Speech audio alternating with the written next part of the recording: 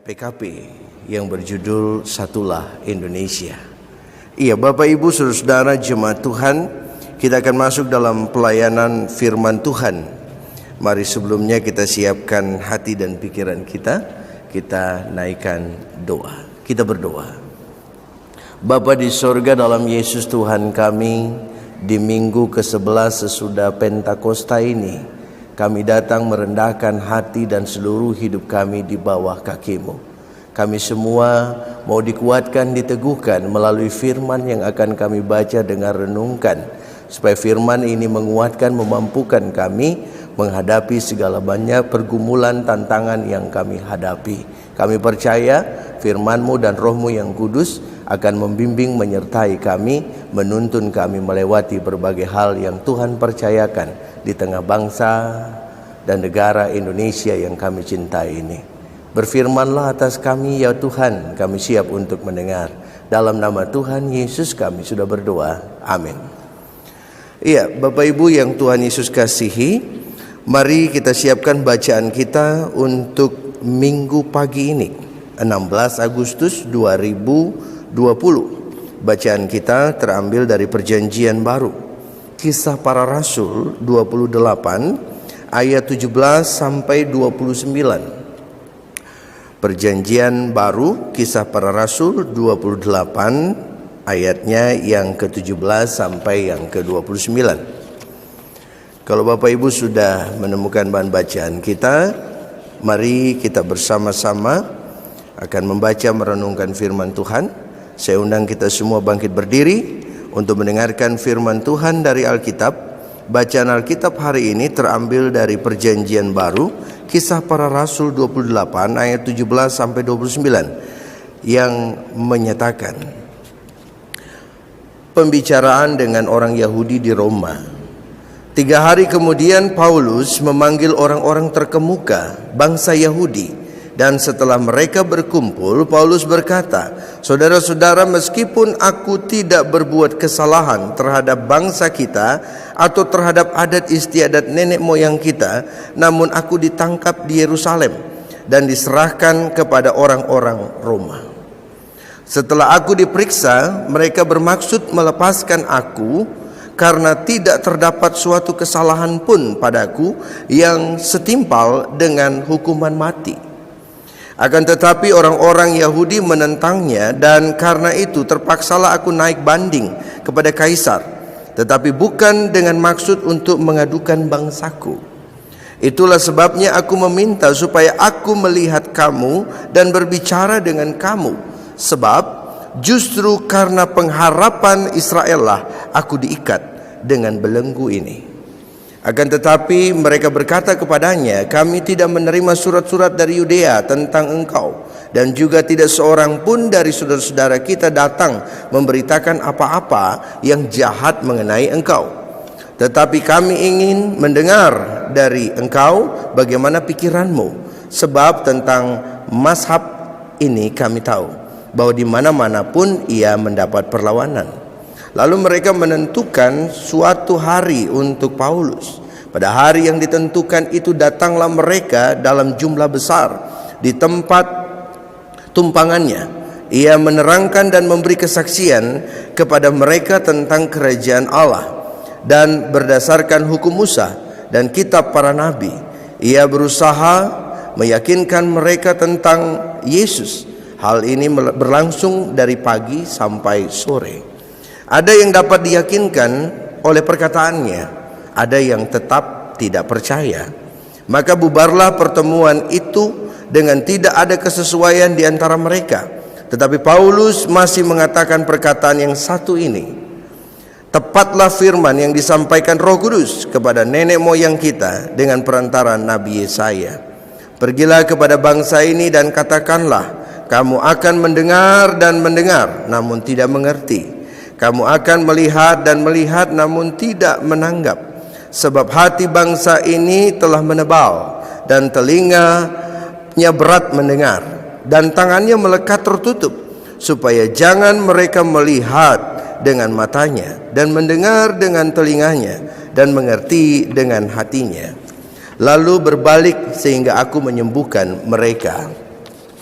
Sebab itu aku harus tahu bahwa keselamatan yang daripada Allah ini disampaikan kepada bangsa-bangsa lain, dan mereka akan mendengarnya. Dan setelah Paulus berkata demikian, pergilah orang-orang Yahudi itu dengan banyak perbedaan paham antara mereka. Demikianlah pembacaan Alkitab. Berbahagialah semua orang yang mendengar firman Tuhan dan melakukannya. Terpujilah Tuhan Yesus. Haleluya. Iya, Bapak Ibu yang Tuhan Yesus Kristus kasihi, Shalom. Hari ini di Minggu tanggal 16 Agustus 2020, berarti satu hari lagi kita akan memasuki masa kemerdekaan Republik Indonesia ke-75 tahun, yaitu besok, ya.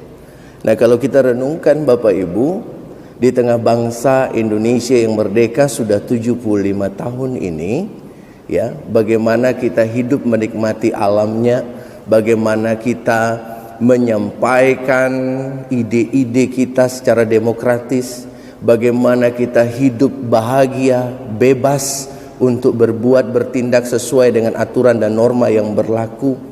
Itulah bentuk kemerdekaan. Kita tidak terikat.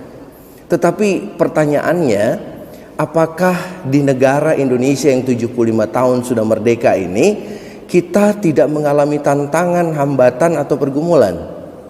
Tidak, kita tetap mengalami yang namanya tantangan, pergumulan, bahkan masalah. Meskipun kita tinggal di negara yang merdeka sudah 75 tahun ini, ada berbagai macam tantangan, hambatan yang kita alami, ya. Meskipun kita tinggal sekali lagi di negara Indonesia yang sudah berusia 75 tahun ini. Nah, kalau kita hidup di negara Indonesia yang berusia 75 tahun ini, yang bebas dari penjajah, bagaimana dengan orang yang hidup di tengah jajahan? Bagaimana dengan orang yang hidup di tengah tekanan? Apakah mereka bebas seperti kita? Tentu tidak. Nah, itulah yang dialami oleh Paulus. Orang Israel, mereka tidak hidup bebas di tengah tekanan penjajahan bangsa Romawi. Mereka punya tantangan sendiri, terkhusus Paulus. Paulus tidak hanya menghadapi sebuah tantangan dari bangsa Roma, ya, karena sosial politik, tapi dia juga menghadapi tantangan dari bangsanya sendiri.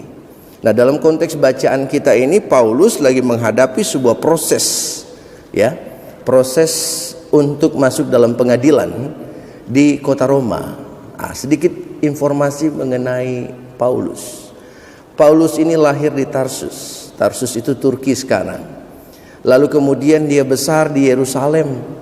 Dia besar di Yerusalem, dia belajar tentang Taurat, ada istiadat Yahudi di sana dalam bimbingan seorang guru yang bernama Gamaliel.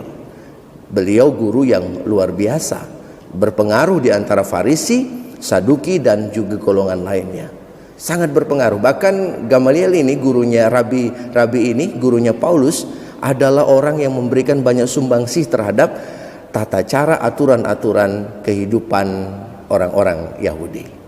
Jadi Paulus ini bukan orang sembarangan, dan dia juga ternyata memiliki kewarganegaraan Roma. Ketika ada perbedaan orang yang punya kewarganegaraan Roma dengan orang yang hanya punya kewarganegaraan Yahudi, ya, orang Israel. Orang Roma, ya, ketika dia punya kewarganegaraan, tidak bebas orang menghukum. Ada proses-proses yang akan dilakukan. Bahkan tentara pun tidak berani menganiaya Paulus, ya, ketika dia mengatakan dia adalah orang berkebangsaan Roma, ya. Saya coba lihat beberapa literatur, ternyata orang tua dari Paulus ini orang tua yang juga mengabdi kepada bangsa Roma, ya.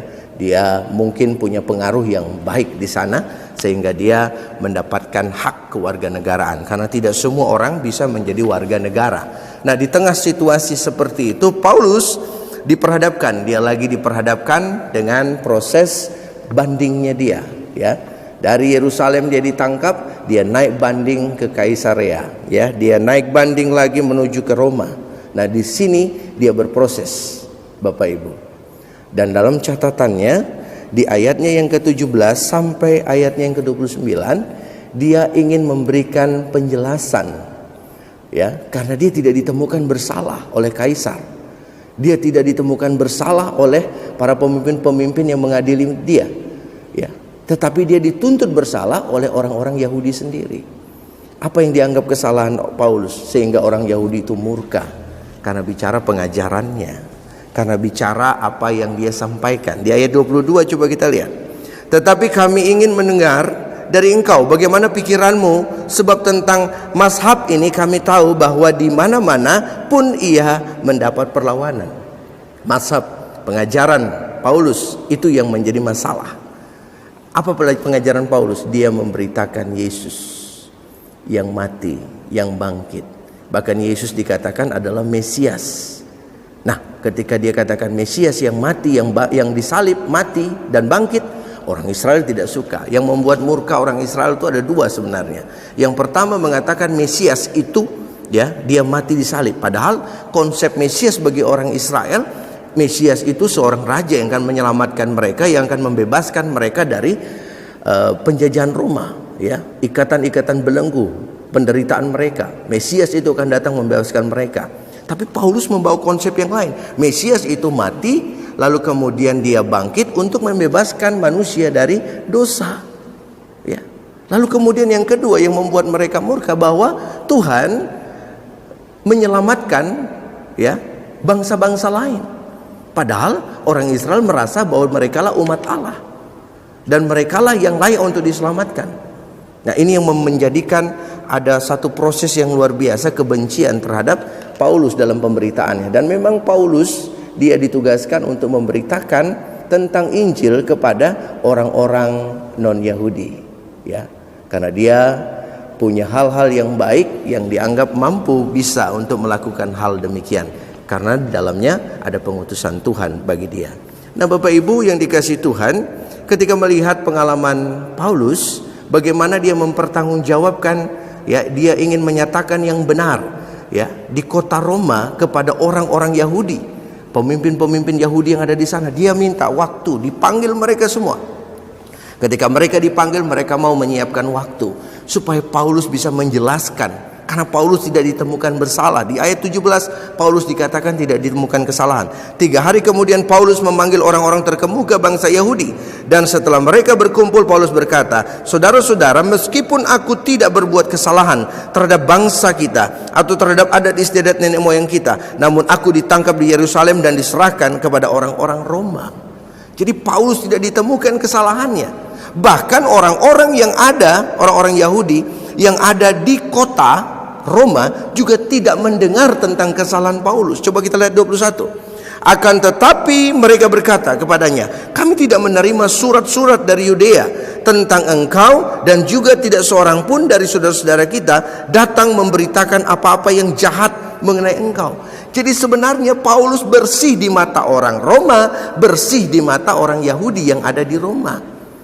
Tetapi dalam proses ini Paulus, ya, di tengah dia di penjara di rumah, ditaruh dia penjara kota di rumah, dia meminta waktu untuk menjelaskan. Dan di saat itulah kesempatan dia untuk memberitakan tentang Yesus, tentang Mesias yang mati, yang bangkit, lalu kemudian dia datang untuk menyelamatkan manusia dari dosa. Tetapi apa yang terjadi terhadap orang-orang yang mendengar perkataan Paulus itu? Dari pagi sampai sore dia bicara tentang Tuhan Yesus. Dia bicara dari perjumpaannya dia dalam perjalanan di Damsyik. Bagaimana dia sebelum berjumpa Yesus dia menganiaya orang Kristen.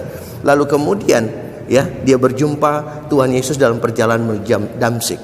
Lalu apa yang terjadi? Pengalaman-pengalamannya sampai dia ditangkap, ya. Dan dia menceritakan bahwa Yesus yang dia jumpai itulah Tuhan, Mesias dan Juru Selamat. Nah, Bapak Ibu, apa respon mereka? Mereka memahami, mengerti? Enggak. Karena apa? Mereka sudah punya pola sendiri. Orang Israel sudah punya pola sendiri dalam memahami tentang Mesias, tentang aturan-aturan hidup mereka.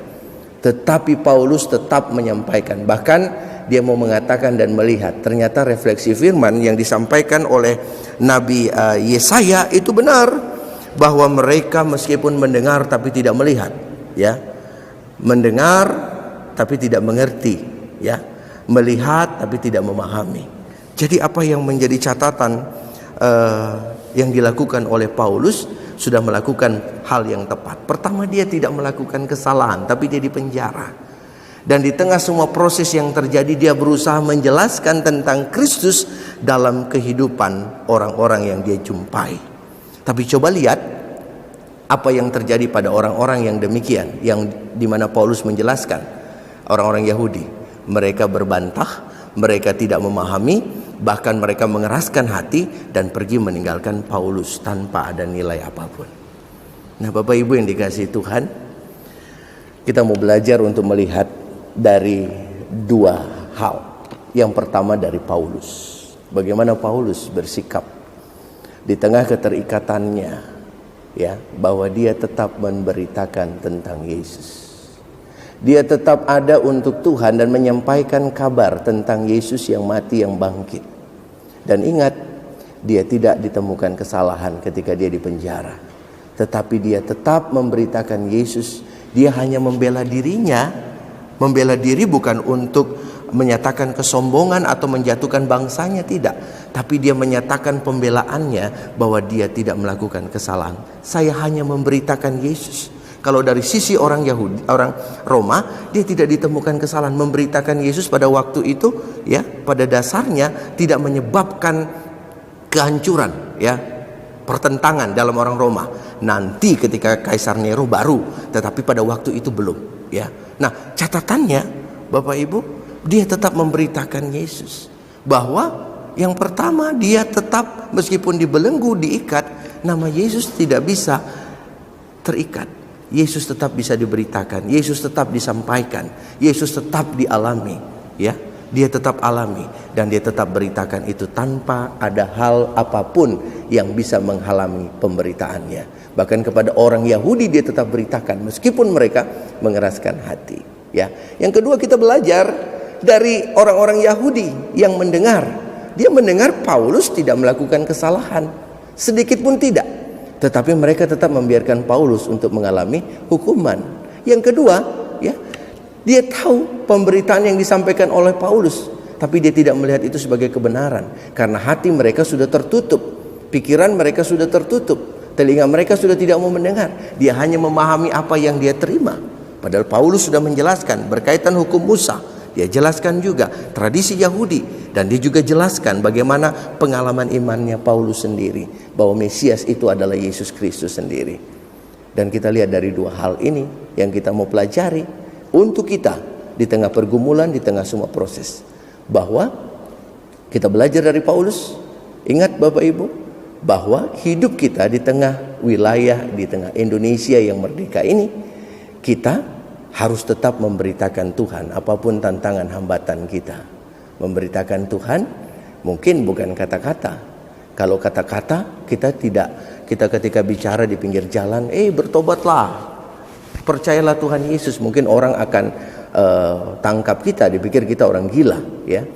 Tetapi beritakanlah Yesus melalui tanganmu, melalui pikiranmu, melalui cara hidupmu, ya. Eka Dharma Putra almarhum, dia pernah bilang begini, pemberitaan tentang Kristus yang paling tepat untuk saat ini adalah melalui perbuatan-perbuatan kita, ya. Eka Dharma Putra merefleksikan itu, bahwa mungkin kita tidak bisa memberitakan firman Tuhan secara langsung, tapi perbuatan kita tidak bisa disanggah. Biar supaya orang melihat kita tidak ditemukan kesalahan. Bisa nggak kita berjumpa dengan orang dan tidak ditemukan kesalahan seperti Paulus? Orang menyakiti kita, orang ingin melakukan hal yang jahat, tapi kita tidak ditemukan kesalahan. Justru mereka tergugah dengan sikap hidup kita. Bapak Ibu, saya dapat cerita dari seorang kenalan di gangnya dia, ya. Itu ada orang yang terkena COVID, ya, di wilayah di Surabaya ini. Lalu kemudian di gangnya dia terkena COVID, ya. Keluarga itu satu keluarga, bahkan ada yang meninggal, ya. Anak-anak bapaknya meninggal, lalu ada anak-anak dan cucunya meninggal. Yang meninggal bapaknya, tapi anak-anaknya tidak, cucunya tidak. Semua baik, bisa melewati proses itu. Lalu di tempat ini ada orang Kristen di situ, ya. Ketika orang kena COVID, biasanya orang menjauh. Tapi ini orang Kristen membantu orang itu, membelikan beberapa kebutuhannya. Ketika dimintain tolong, dia memberikan kebutuhannya. Bahkan Bapak Ibu, Setelah orang ini sembuh, dia berbicara, dia berkata begini, aduh ternyata beda. Karena di gang itu Bapak Ibu ada kelompok orang-orang yang memang awalnya ya tidak menyukai orang Kristen ada di situ. Tetapi ketika dia melihat orang Kristen punya sikap yang baik, dia merasa diberkati. Justru kelompok mereka, orang-orang yang sebelumnya dekat dengan mereka, duduk, canda, tawa, makan bersama, ketika dia kena COVID, orang-orang itu menjauhi dia. Ya.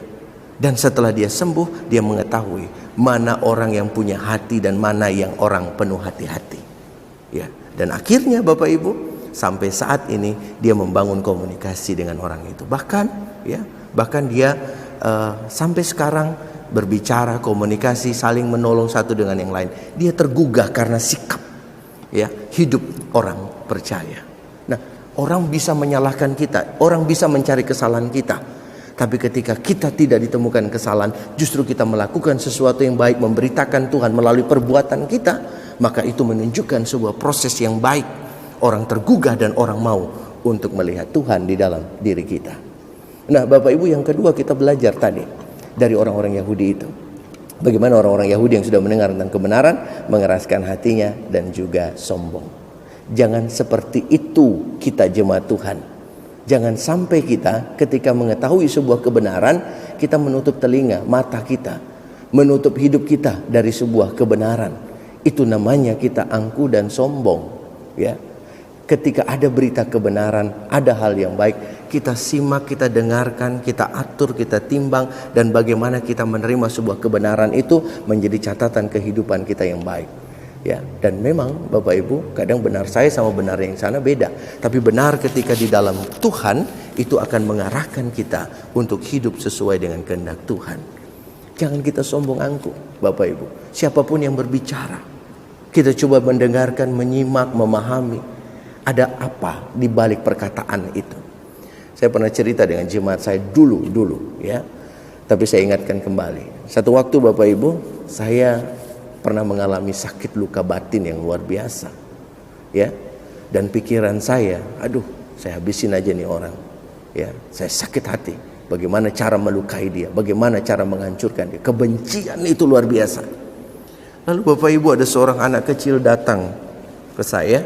Dan anak kecil itu mengatakan, Om, ampuni dia Om. Bapak Ibu, hari itu saya kaget, kayak disiram dari kepala sampai di kaki. Apa yang menjadi penyebab? Anak ini siapa? Dia tahu pergumulan saya kah? Dia nggak tahu. Habis dia bicara, Om ampuni dia, dia pergi langsung bermain. Lalu saya terpukul di situ, saya duduk. Saya merenungkan, ternyata Tuhan mengingatkan saya bahwa dari anak yang kecil ini menegur saya, mengingatkan saya sebuah pengampunan. Nyambung, ya, apa yang dia katakan nyambung ke saya. Jadi saya mau mengatakan begini Bapak Ibu, siapapun yang berbicara, kita belajar untuk menyimak, memahami dan mencari kebenaran dari apa yang dia katakan. Ya, seperti Paulus, ya, dia menyampaikan kebenaran, tapi orang-orang itu menutup hati dan pikirannya dari sebuah kebenaran. Jadi siapapun yang bicara, jangan ketika orang bicara baru dia lebih muda dari kita, kita bilang begini sama dia, itu anak masih kuncup saja sudah sombong. Ya, lihat, sudah bicara tentang hal-hal itu. Bayangkan kalau saya dibilang masih kuncup aja segini, apalagi dia tumbuh besar. Jadi besar saya. Ya. Ada lagi yang bilang anak masih pagi, anak kemarin pagi saja sudah sombong bicara begitu. Padahal dia tidak sombong, dia menyampaikan sebuah berita kebenaran. Dibilang anak kemarin pagi, kalau dia kemarin pagi begini, sorenya kayak apa, malamnya kayak apa. Tunggu 1 minggu lagi, dia semakin besar. Ya, nggak usah. Kita belajar untuk menyimak setiap perkataan. Kalau itu sesuai dengan kebenaran firman Tuhan, belajar rendahkan hati kita. Karena dengan demikian kita akan dimerdekakan dari segala yang jahat. Paulus sudah dimerdekakan dia. Meskipun dia terikat, dia merdeka untuk menyampaikan sebuah kebenaran. Bagaimana kita?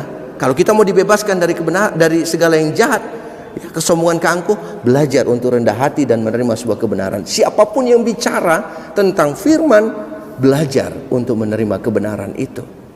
Jangan keraskan hati. Itu akan memerdekakan hati dan pikiran kita, dan kita akan berbahagia. Maka dari itu, kalau kita tinggal di Indonesia di 75 tahun usianya dia merdeka, lalu kita masih terikat dengan hidup kita, jiwa kita yang masih sombong angkuh dan menutupkan diri dari banyak hal yang benar dari Tuhan, maka saya katakan kepada Bapak Ibu belum merdeka. Coba lihat Paulus di tengah wilayah yang dijajah, di tempat dia harus terbelenggu, dia bebas memberitakan Yesus, siap konsekuensinya. Bagaimana kita yang sudah merdeka 75 tahun, bisa nggak kita memberitakan Yesus? Seperti yang Eka Dharma Putra bilang, beritakan Yesus melalui perbuatanmu, dan biar nama Tuhan yang dikenal. Kita semakin kecil, Tuhan semakin besar. Tuhan Yesus memberkati Bapak Ibu, Tuhan Yesus memberkati Indonesia di usia 75 tahunnya juga yang besok kita rayakan. Tuhan berkati. Amin.